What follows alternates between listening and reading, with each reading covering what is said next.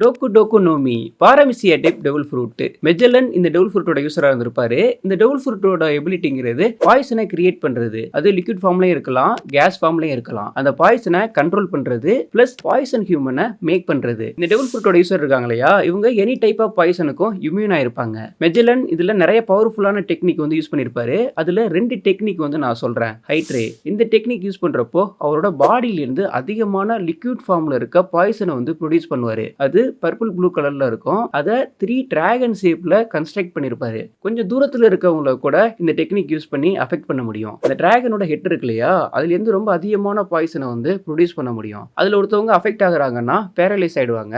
வலி எல்லாம் இருக்கு இல்லையா, அதெல்லாம் நல்லா ஃபீல் பண்ணி ரொம்ப துடிச்சு தான் சாவாங்க. வெனம் டீமன் இதுவும் லிக்விட் ஃபார்ம் தான். பட் இந்த லிக்விட் ஃபார்ம் இருக்கு இல்லையா, இது டார்க் ரெட் கலர்ல இருக்கும். இந்த ஃபார்ம்ல இருக்கப்போ அவரை மிமிக் பண்ற மாதிரி ஒரு பாய்சன் ஹியூமன் வந்து மேக் பண்ணிருப்பாரு. இந்த ஃபார்ம்ல இருக்கப்போ பாய்சன் கேஸையும் ப்ரொடியூஸ் பண்ணிட்டு இருக்கோம். இது நான் லிவிங் திங் இருக்கு இல்லையா, அதை கூட அஃபெக்ட் பண்ணும். டிசீஸ் மாதிரி பரவிக்கிட்டே இருக்கும்.